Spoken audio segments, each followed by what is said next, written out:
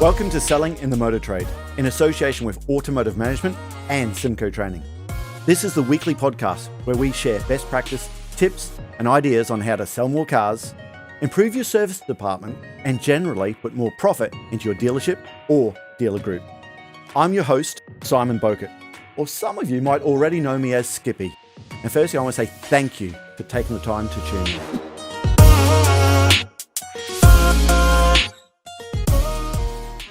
Hi, and welcome to another episode of Selling in the Motor Trade.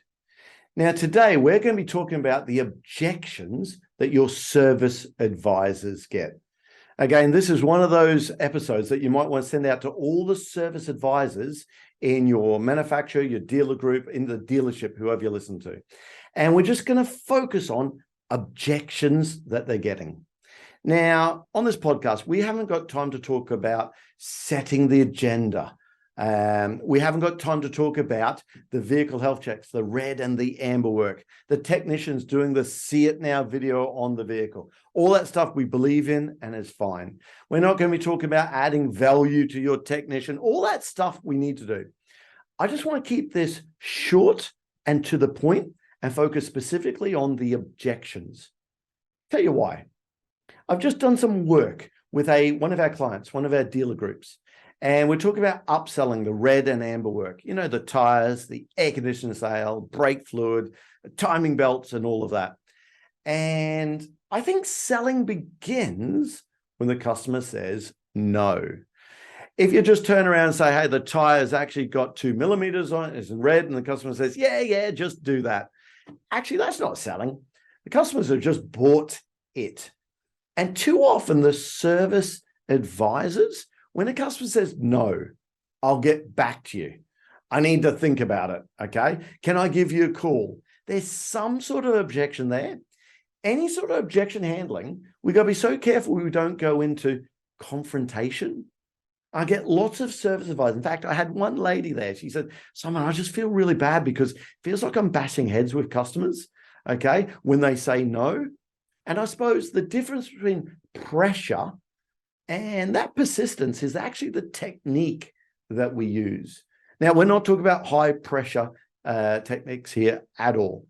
I think our job as a service advisor is to offer, it's the grandma rule we talk about, okay? I just want you to think this through. If your grandmother was buying that car, would you insist that work was done to the car before she bought it? If you say yes, actually, I think you've got a moral obligation to make sure you offer it to the customer. What we want to do is make sure the customer can make an informed decision as opposed to taking an ignorant risk. Too often, I know I've been guilty of thinking the customer spent a lot of money on their car anyway. There's the big service, the timing belt's done. I looked at the tires, they've got 3 millimeters on it and thought, they're fine, let them go. But I was allowing the customer to make an ignorant decision as opposed to an informed risk. I should be turning around and telling them with 3 millimeters tread on it, you've only got 1.4 millimeters until that tire's illegal. 1.4 millimeters is the thickness of a credit card. In fact, only having the thickness of a credit card till the tire's illegal, not only are you doubling your braking distance on a wet road, it's 5 double-decker buses extra stopping distance. In fact, the maximum fine for an illegal tire in the UK is £2,500 per tire and 3 points in your license. I didn't do any of that stuff to let the customers know so they can make an informed decision, not an ignorant risk. Same with brake fluid and air conditioning services, all of that. So let's just look at 5 ways we can deal with that upsell or the red and amber on your vehicle health check objection. So here's number one. Number one is cost or time frame. I love to use this one on tires, okay? It's probably my go-to one on tires. So let's say you made the complimentary vehicle health check upsell call. Okay, so we know that we set the agenda when they drop the car off. Hey, Mr. Customer, while your vehicle's here today, we're going to carry out a complimentary health check, which is going to look like this. Now, there'll be 3 different colors on it. If it's green, it means it's good to go. Now, if it's amber, it's something that's going to require attention before your next scheduled service. Now, if it's red, it's something that's going to require immediate attention. It might even be a MOT or a whatever country you're in at the moment. Might be an NCT test failure if you're going for that test. But what I'll do is I'll pop a call into you when the technician's had a chance to do that. What's the best phone number to get you on this morning? Is it the number here finishing in 556? Now, always make sure you can get through to the customer in the morning. Of course, the people who use the See It Now videos, from time to time, the technician might want to send you through a video on something they want to draw attention to on your car. We can actually text it through this number, or what's your best email address you'll be able to pick up this morning, maybe on a smartphone? Is it work or a private one? Great, and that address is, so you got the details. Now, here's the call. We put the call in. Hello, is that Mr. Customer? This is Simon calling regarding the complimentary health check we said we'd do to your car. Now, as we thought, most of the areas are green and they're good to go. There's one area that's amber, nothing to worry about. I'll talk about that when you pick the car up at 4:30 this afternoon. Now, Dave, your technician, when he serviced the car, he inspected the front 2 tires. Now, tires got 8 millimeters on it when it's brand new. Now, you've worn it all the way down that you've only got 0.4 of a millimeter until they're illegal. Or you might say it's 94% worn out and is red, but it's 0.4 of a millimeter until it's illegal, which is equivalent to the bumps on the credit card. Now, I've taken the liberty of getting a quote from QuickFit for the same tire that Audi recommend, the Continental Sport. QuickFit could do that, fitted, balanced, and disposing of your old tire for £180 a tire. Now, we could do that tire today for you. We're £4 a tire dearer, but the good news is Dave could do that as part of your scheduled service today, and it's not going to affect your pickup time of 4:30 this afternoon. Do you understand why Dave recommends getting that tire changed? When the customer says, I'll get back to you, no, here's your objection. And guys, sorry, I just went through that quickly to make sure we're on the same page. But when someone says, nah, I'll get back to you. Hey, Mr. Casey, when you say you need to get back to me, did you need to get back to me for the price of that tire? Or is it the time frame? So it's cost or time frame. Hey, did you need to get back to me about the cost of that tire? Or is it the time frame? Well, it's the cost, really. Now we've got an objection we can deal with. Well, please bear in mind that's on the Pirelli tire, the same tire that Toyota recommend. But this occasion, why don't I look at a lower cost alternative for you? Does that make sense? Yeah, okay.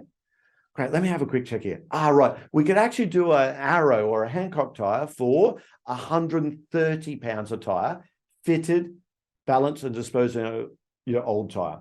Listen, did you want to do the Pirelli for 180? Or is it more comfortable for you to put on the Arrow tire at 120? Which one makes more sense?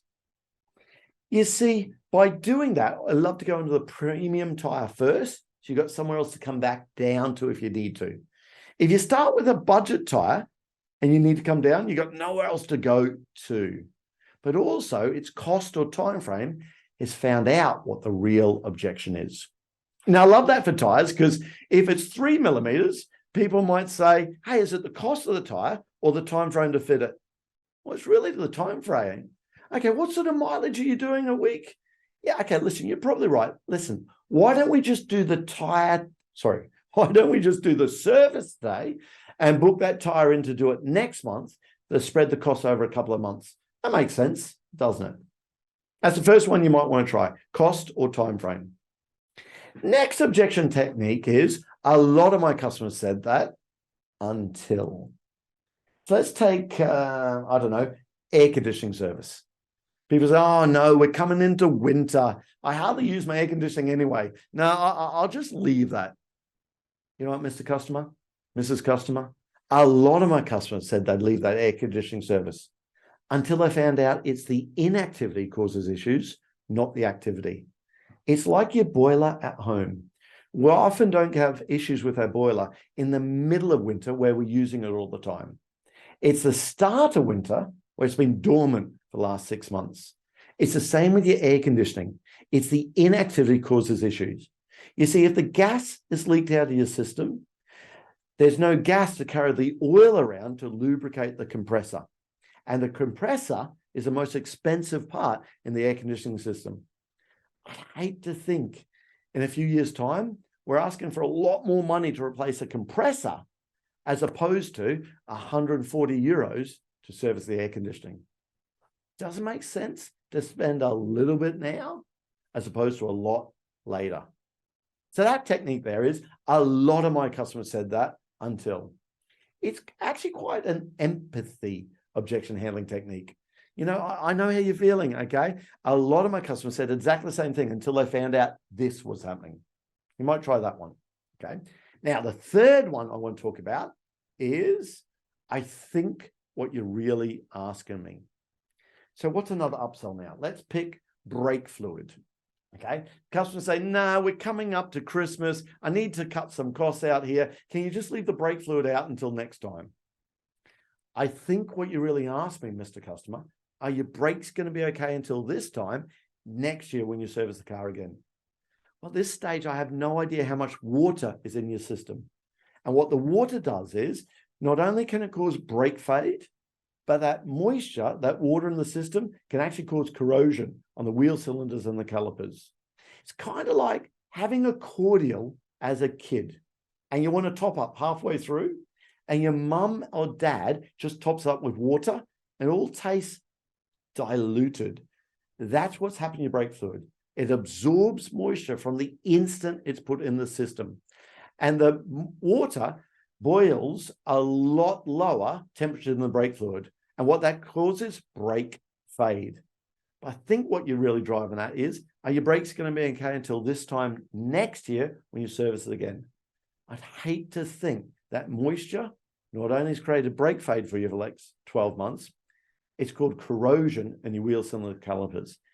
Isn't worth spending a little bit now as opposed to potentially a lot later. So that technique there, okay, I'm a bit rusty on brake fluid, but that technique there is, I think what you're really asking me, is it going to be okay until this time, next time we service the car? So we can do that on timing belts, we can do it on air conditioning, on brake fluid, lots of different things. Here's number 4. Number 4 is probably the oldest objection handling technique in the book. And that is feel, felt, found. I stole this from a man called Tom Hopkins. I was actually really privileged to be able to speak with Tom Hopkins in a stage at the Australian Automotive Dealers Association, probably about 10, 12 years ago. I didn't realize he was still alive, okay? I thought he wrote this book years ago, okay?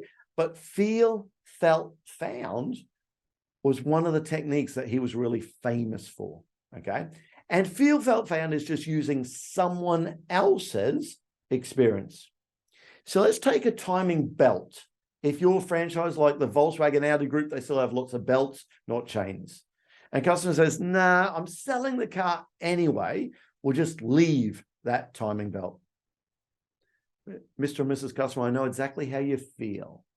I had some customers here the other day, Mr. Brown, felt the same way as you. I thought, I'm selling the car anyway, why do it? Till he found out that when the belt snaps, there's no warning beforehand. The engine is running perfectly and smoothing, or it doesn't. But when that belt snaps, there's nothing stopping the valves hitting on the top of the pistons. If they punch a hole in the top of the pistons, any oil underneath can come through, and so often the internal mess it makes, it'll often write the engine off. Most of the time it will. In fact, the age of your vehicle, it might write the car off. And actually what he found out is he was saving some money, but actually he wasn't able to sell the car at all then, and it had to be written off. So I understand how you feel. Had this customer felt the same way until they found out that this happened. Okay. Feel, felt, found is just using someone else's story. By the way, go and find the podcast episode when we talk about timing belts and why they should be done. On our today's service advisor training programs, we talk about the advantages on each one of these things, why it needs to be done, okay, the advantage of getting it done and not. So in that one there, we might add the first thing, Mr. Customer, any customer asking on a used vehicle is, has the timing belt been done? If you've done it, at least you can say, hey, the great news is the belt's already been done, and increase the value you'll be able to get for the car. Okay. So we talked lots about that. It's just objections today. So that's feel, felt, found. Here's the last one. I stole this from a guy at the National Automotive Dealers Association, and we did a bit of R&D. Now, the people who know our training, you'll know that we talk lots about R&D, or research and development, but we just call it rob and duplicate, okay, or rob and distribute. If there's a good idea out there, I always tell you where I've got it from, okay?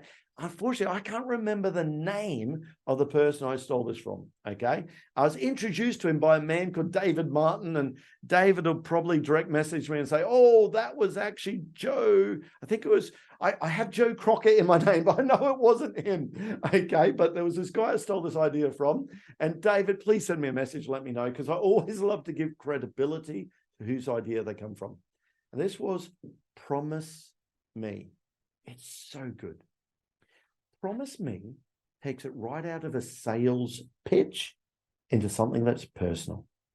So let's say the tires are really close to the legal limit. They say, you know what, just leave those tires. Okay, Mr. or Mrs. Customer, would you do me a favor?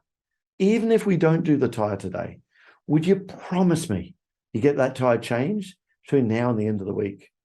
I just hate to think you get pulled up by the police and handed with a $2,500 fine, and you think, I was in a dealership last week, Simon serviced the car, we didn't even get it done there, okay? Or worse, would you promise me you get that tire changed? Because with the being so close to the legal limit, it's actually 10 double-decker buses extra stopping distance on a dry road. On a wet road, you're doubling the braking distance, okay? And the government's changed the maximum fine to £2,500 per tire, and 3 points your license. Oh, that's just in the UK. For my audience listening in America, Canada, Australia, and Ireland, you have different fines, obviously. Okay, so check what it is in your country. But in the UK, it's £2,500 per tire, and 3 points in your license. Now, don't just leave it there, because people say, yeah, no worries, Simon, I'll go and buy it from someone else. But then you might say, but actually, why are you here? Why are you on the phone? Just hold the phone for a second. Let me go and speak to my service manager. Now, listen, if we could do that tire at 170 euros a tire, as opposed to 180, it makes sense to get it done now, doesn't it? I just think coming into winter, it'd be nice to know you've got 8 millimeters of tread on it in these Irish roads, as opposed to 0.4 of a millimeter. That makes sense, doesn't it? So guys, you might want to try one of those 5 objection handling techniques. The next time someone says, no, I'll leave it, I'll get back to you. Really simple. In fact, the service managers listen to this. Drop us an email, drop me a message, okay? And we'll email them through to you. There's just a simple 5-point plan they can leave beside their phone when your service advisor making the call. It's cost or time frame. I think what you're really asking me. A lot of my customers said that until feel, felt, found, or promise me.